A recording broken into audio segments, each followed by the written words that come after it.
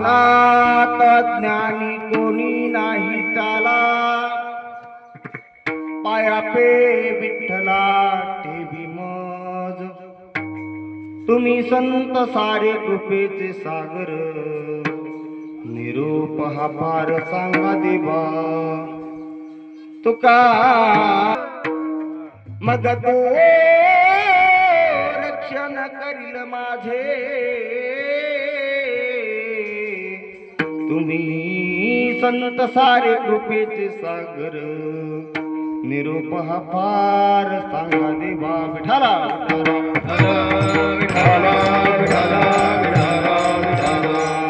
महायोग पीठे तटे भीमरथ, परम पुंडरीकाय धातु मुनींद्रे. समागत तिष्ठम तमानंद कंदम, परब्रह्मलिंगम भजे पांडुरंग. पांडुरंगा करू प्रथम नमन, दुसरे चरण संतांची त्यांच्या कृपादाने कथेचा विस्तार. बाबाजी सद्गुरु दास तुका, शरण शरणाजी हनुमंता तुम्हा आलो. रामदूता काय भक्तीच्या त्या वाटा, मज जावाव्या शुभटा. शिव भोगा चक्रवर्ती, त्याचे पाय माझे चित्ती. वाचे वदता शिवनाम, तयानवादी क्रोध का. यै वो यै वो यै वो यै वो यै वो यै वो यै वो यै वो. दाहुनिया विलंब कमाया लावे यदा कृपाय, विलंब कमाया यदा कृपाय.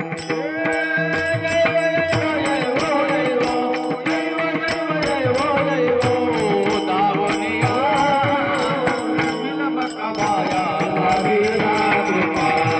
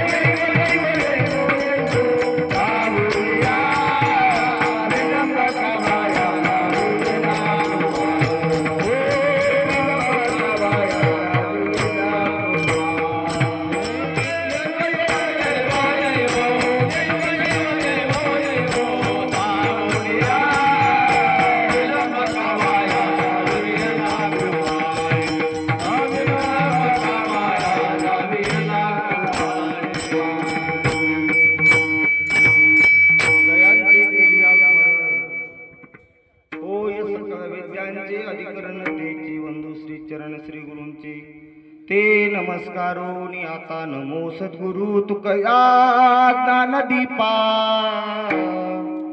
नमो सद्गुरु सच्चिदानंद रूपा. नमो सद्गुरु भक्त कल्याण मूर्ती. नमो सद्गुरु भास्करा पूर्ण कीर्ती. नमो ज्ञानेश्वरा, नमो ज्ञानेश्वरा, नमो ज्ञानेश्वरा, नमो ज्ञानेश्वरा,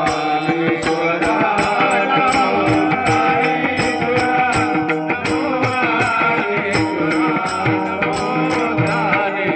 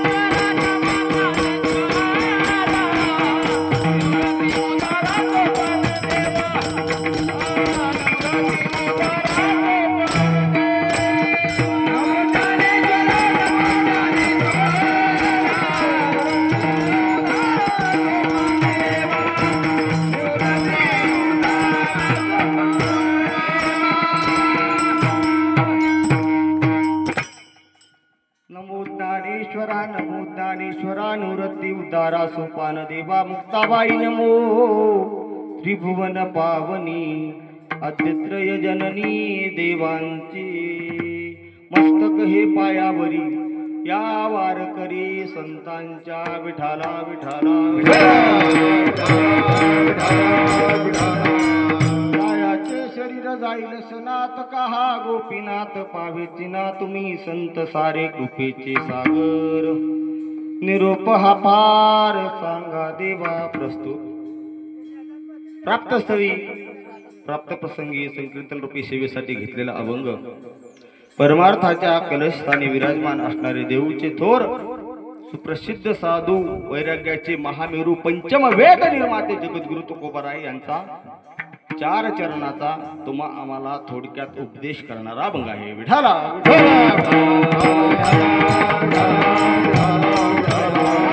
अभंगाद्वारे जगद्गुरु तुकोबाराय तुम्हा आम्हाला सांगतात बाबांनो, कारण की ज्या वेळेस आपण या मनुष्य जन्माला आलो, या जन्माला आल्याच्या नंतर या शरीराचा भरवसा अजाबात नाही. का? कारण की जायाचे शरीर जाईल क्षणात. शरीर हे एका क्षणात जाणार आहे महाराज, पण एका क्षणात जाणार शरीर आहे, पण एका क्षणामध्ये काहा गोपीनाथ पावेची ना भगवान परमात्म्याची एका क्षणात प्राप्ती तुम्हा आम्हाला होणार नाही. मग काय करायचं महाराज? त्यासाठी एक काम करायचं. महाराजांनी दुसऱ्या चरणात सांगितलं की आपण संत महात्म्याची संगत करायची आणि त्या संत महात्म्याच्या संगतीनं परमार्थ करून आपला असणारा निरोप त्या संत महात्म्याच्या हाती द्यायचा. मग संत महात्म्याच्या हाती निरोप द्यायचा, जायचं ना आपलं सहज म्हणायचं ना दत्त महाराज गोरे आमचा निरोप देवाला सांगा, असं नाही. अगोदर त्यांची स्तुती करा. काय म्हणायचं?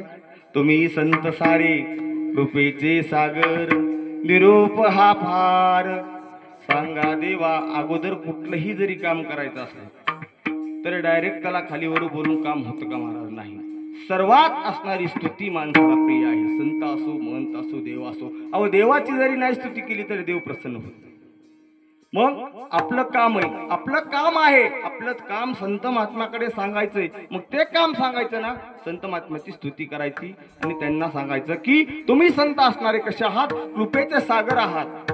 मग एवढा आमचा निरोप देवाला सांगा. काय? ही निरोप हा फार सांगा देवा. निरोप काय द्यायचा आहे बघा.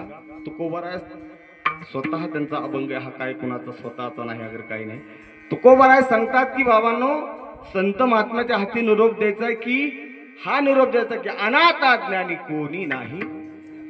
बघा 2 पत्न्या होत्या, 4 मुलं होती, तरी सुद्धा तुकाराम महाराज म्हणले मला कोणी सुद्धा नाही. बंडू महाराज आपण असं म्हणल्यावर जमन का? पण ते महाराज संत आहेत.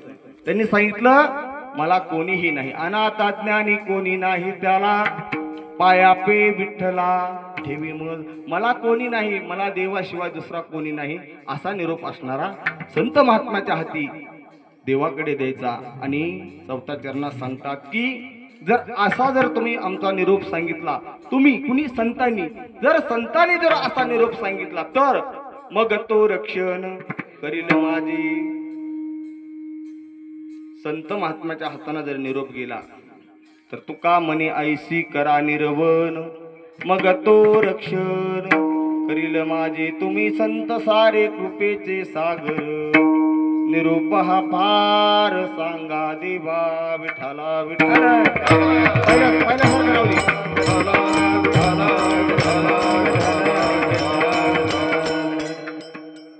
कीर्तनाला परिहार म्हणजे आपल्याच गावातील असणारे वयोवृद्ध ज्येष्ठ श्रेष्ठ वैकुंठवासी यशवंत आप्पा विठ्ठलराव रेपे गेली 14 दिवस झालं. आज त्यांनी या इहलोकाचा निरोप घेऊन परलोकाच्या भगवंताच्या सानिध्यामध्ये निघून गेले. प्रत्येक माणसाला इथं आल्याच्या नंतर महाराज जायचंच आहे. कोणी जरी असला तरी या लोकाचं नावच आहे महाराज मृत्यू लोक.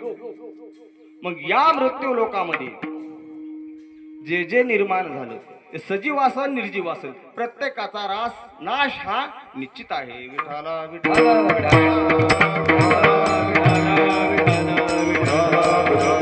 म्हणून त्यांच्या या 14व्या निमित्त गंगा पूजनानिमित्त त्यांचे असणारे चिरंजीव श्री हरिभक्तपरायण रामदासरावजी रेपे आपल्या वडिलांच्या ऋणातून उत्तीर्ण होण्यासाठी हे थोडक्यात म्हणजे उत्तीर्ण होण्याचा थोडक्यात प्रयत्न महाराज. आई वडिलाच्या ऋणातून कोणीही उत्तीर्ण होऊ शकत नाही.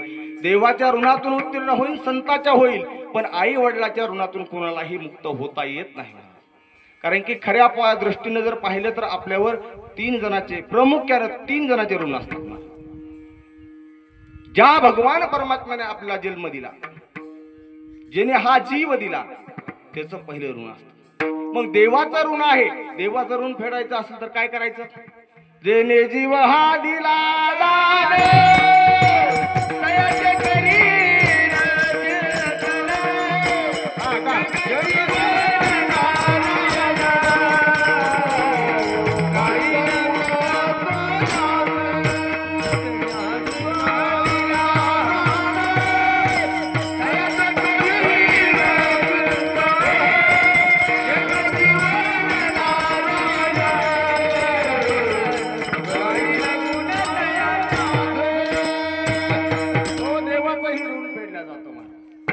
जेने जीव हा दिला दान करील तयाचे चिंतन जग जीवन नारायण गाईल गुण तयाचे. महाराज त्याचं गुण गायल्याच्या नंतर, त्याचं भजन केल्याच्या नंतर वडिलाचंही ऋण देवाचंही ऋण फेडल्या जातं.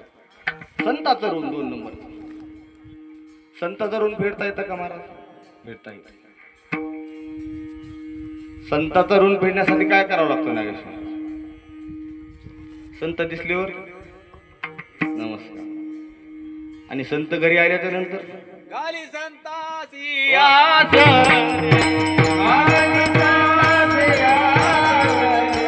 पूजा करी काया वारा पूजा करी वाया वाचा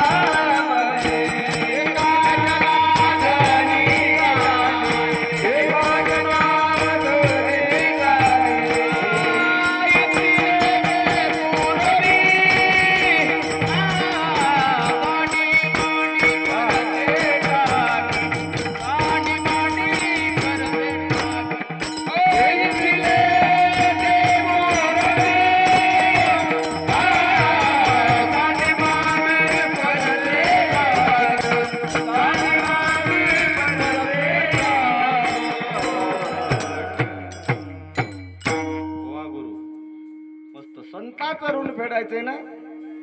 संत दिसल्याच्या नंतर घरी आल्याच्या नंतर एक काम करायचं. घाली संताची आसनी पूजा करी काया वाचा मनी एका जनार्दनी जाणे इच्छिले ते पूर्वी विठ्ठला.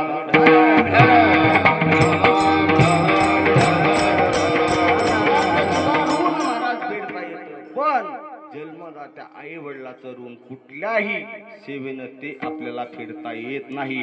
पण या ऋणातून थोडस उत्तीर्ण होण्याचा हा त्यांचा छोटासा प्रयत्न आहे. विठाला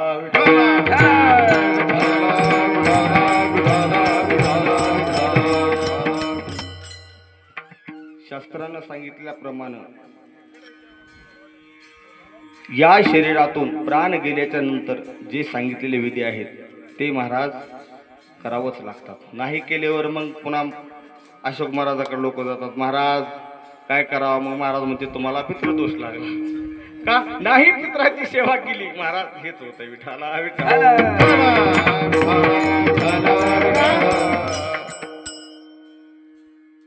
गोष्ट अशी आहे पण खरी आहे तात्या. लोक जिवंतपणी आई बापाची सेवा करत नाहीत, खायला भाकर देत नाहीत, पण मेल्याच्या नंतर दत्ताजी महाराज मिष्टान्न नाही 51,000चा महाराज सुंदर पंचक्रोशीला मिष्टान्नाचं भोजन. तुकोबाराय म्हणले बाबा अरे जिवंतपणी असताना त्याला अन्नाचा कण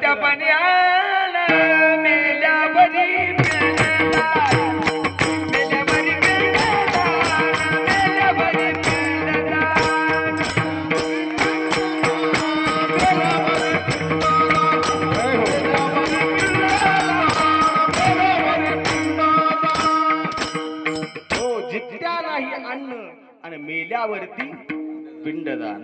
महाराज जिवंत जोपर्यंत आहेत ना त्यांची सेवा करा. आता एक जण मी त्या दिवशी आवाज गावाकडे गेलतो, त्याला म्हणलं जिवंतपणे आई वडिला सेवा केली का? ते मला म्हाताराचं असा खोडीचं होतं. हो महाराज, अरे बाबा आई वडिलाच्या खोडी काढू नका. त्यांनी जर तुम्हाला जन्म दिला नसता तर तुम्ही त्यांच्या खोड्या काढल्या असत्या. किती जरी खोडी नसले तरी आपलं कर्तव्य महाराज त्यांची सेवा करायची. तशी त्यांनी आपल्या वडिलांची जिवंतपणे ही सेवा केली महाराज. ज्या दिवशी त्यांचं देह अवसान झालं त्याच्या आदल्या दिवशी भैयारोईला घेऊन आलता दवाखान्यात. सविस्तर चांगलं बोलत होते, कुठल्या प्रकारचा आजार नाही काही नाही, पण अचानक, कारण की जेवढं आयुष्य आहे ते आयुष्य सरल्याच्या नंतर, आयुष्य सरली या कोणोबा सांगा ती, आयुष्य सरल्याच्या नंतर काय करशी उपचार. कुठं जरी नेलं महाराज, दवाखान्यात नेलं, वैद्य कोणी तरी काही जरी केलं, वैद्य वाचविती जीवा तरी काय ध्या तसे देवा. कारण की शरीर एक ना एक दिवस जाणार आहे. म्हणून जिवंतपणे त्यांनी सुंदर अशी त्यांची सेवा केली महाराज. पण एक ना एक दिवस प्रत्येकाला जायचे. येथे नाही गुरु आले अवतार,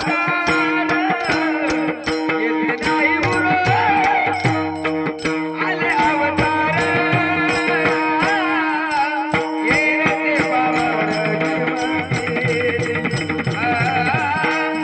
येथे पामर जीवाचे, येथे नाही गुरु आले अवतार, येथे नाही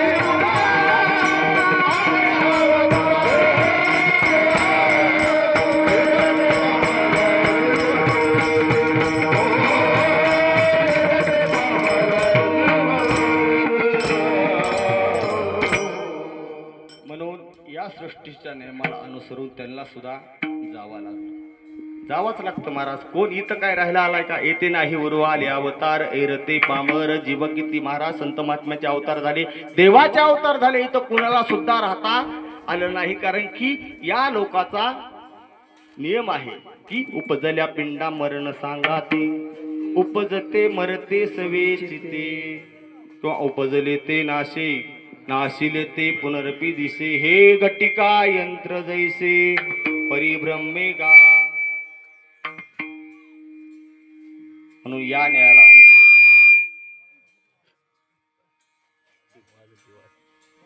ठलावे ठलावे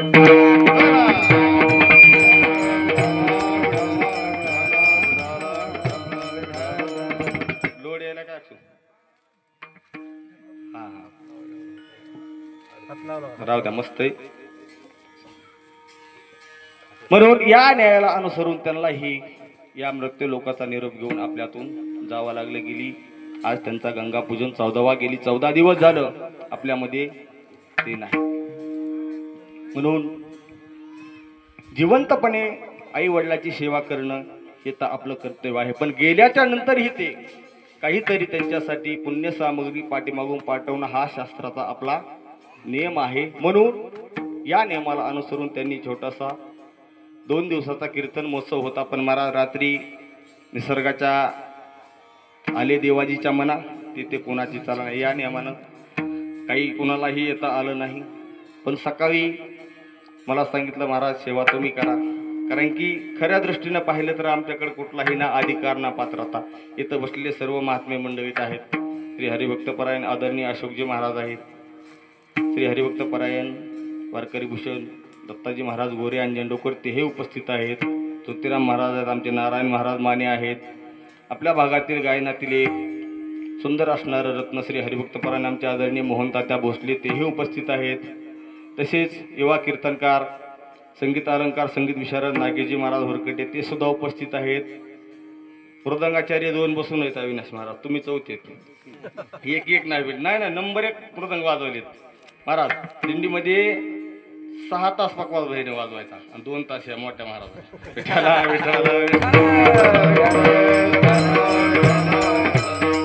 एक मृदंगाचार्य भेटायला मुश्किल आहे. त्यांच्या प्रेमा खातीर हे सर्व 3 मृदंगाचार्य हजर आहेत. तसे विष्णू महाराज गायके ते कधीच कुठं जात नाहीत. महाराजाचा सप्ताह असतोय, महाराज फोन लावून परेशान, बऱ्याच बाहेरच्या जागेवर बी येतात. पण ते कसे तरी आज कांद्याच्या हातात तर गावा म्हणले हा आता दिवस मस्त जायचं नाही इथंच थांबायचं सगळे लोक विठाला विठाला श्री हरिभक्तपरायण आदरणीय आमचे अनंत महाराज ठोंबरे तेही उपस्थित झाले त्यांनाही धन्यवाद. तसेच आमचे भजन विश्व असणारे अंकुश गुरुजी त्यांनाही धन्यवाद. 100 रुपये दावा आहे का अरा झाल्यालाच म्हणजे 100 घ्या ना माझा धावा करा म्हणलं बाबा इथं धावा चालू आहे. सकाराम महाराज दिलखुलास व्यक्तिमत्व आहे तुम्हालाही धन्यवाद. आमचा सुमित भैया भोसले आहेत त्यांना धन्यवाद. मृदंग महामेरू गोविंदजी महाराज तसेच दुसरे मृदंगाचार्य एकनाथजी महाराज करे आता त्यांनी थोडा नाणं बदलायचं ठरवलंय तुम्ही आता वाजू वाटाणे आता शूटिंग करायची तुम्हालाही धन्यवाद. सर्व श्रोते मंडळी गावातील सज्जन माता माऊल्या सर्वांच्या चरणी नमन करून आपण सेवेला प्रारंभ करू. विठाला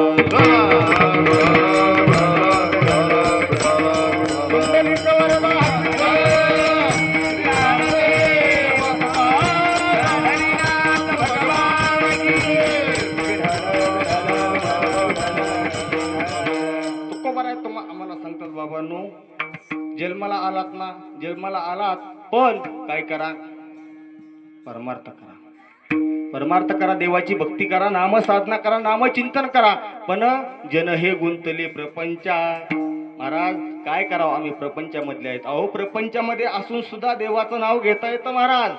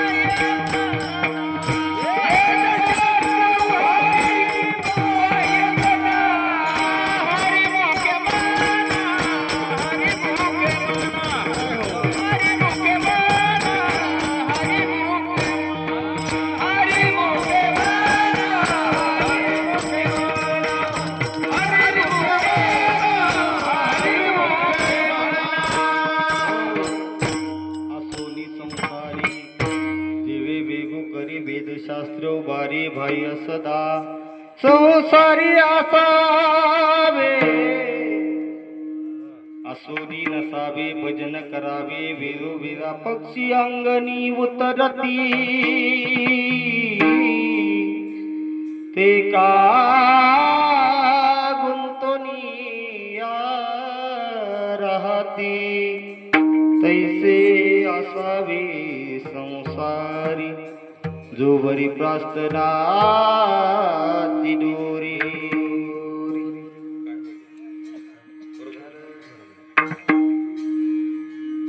प्रपंचामध्ये असलं तरी महाराज देवाचं नामचिंतन देवाची भगवत भक्ती करता येते.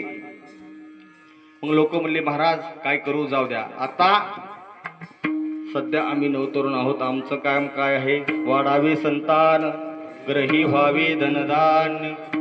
अरे बाबा संसार करताना असताना शरीराचा भरवसा आपल्या हातात आहे का. कोण दिवस येईल कैसा नाही देहाचा भरवसा. कधी आपण जाऊ तर आपल्याला माहित आहे का. अहो कुठला जरी माणूस असला त्याने ठरवलं नाही नाही मला 100 वर्ष जगायचंय नाहीतरी आपल्याला देवानं दिलेलं आयुष्य किती आहे अल्प आयुष्य. अल्पायुष्य मानव देह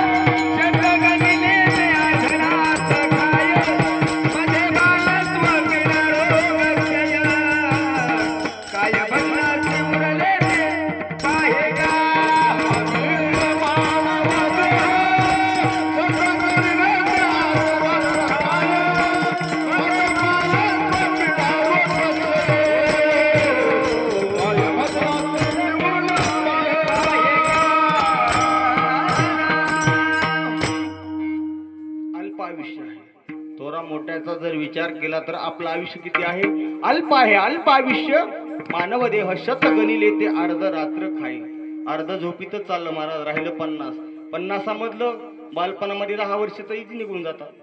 आता लोक 5-5 वर्षाचं लेकराला काम सांगते तर सोडून द्या, पण एक 10 वर्षपर्यंत हा निघून जाते 10 वर्ष.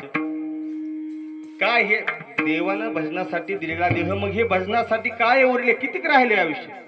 मग त्याच्यामध्ये हे लोक म्हणतात आम्ही काय करू, जाऊ द्या महाराज, सगळं लेकरा भावाचं व्यवस्थित झालं की आम्ही परत परमार्थाला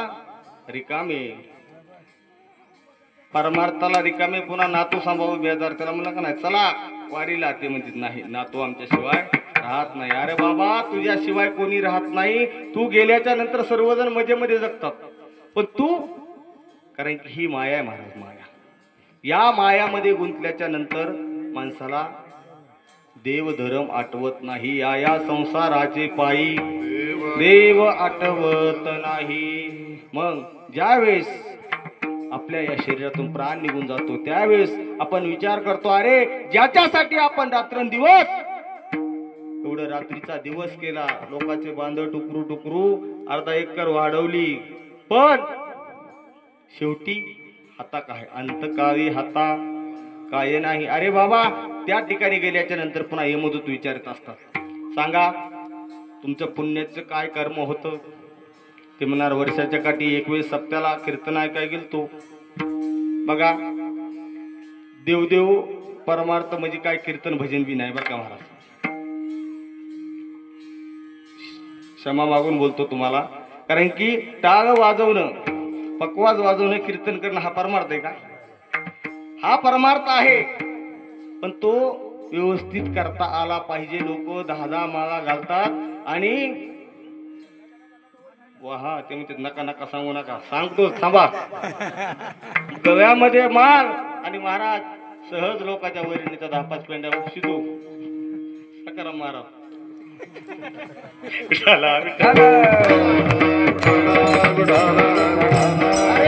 गव्यामध्ये माल आहे ना, मग आपण जेने विठ्ठल मात्रा घ्यावी तेने सत्य सामावे. महाराज लोकांच्या चोऱ्या डाक्या हे करायचे नाहीत.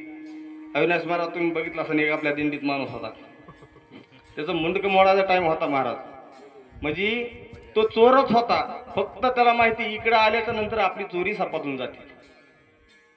पण तसा ढोंगी भक्ती ही उपयोगाची नाही महाराज.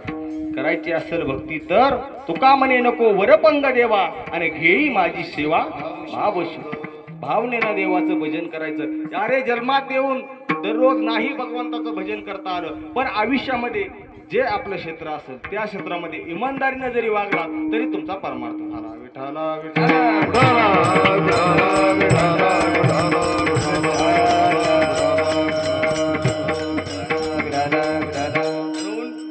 परमार्थाची व्याख्या अशी महाराज शास्त्रकारानं कशी केली मला माहित नाही, तर सगळे ज्ञानवान गुणवान आहेत, पण माझ्या बुद्धीने अल्पशा. परमार्थ म्हणजे श्रेष्ठ इच्छा, बरोबर आहे महाराज.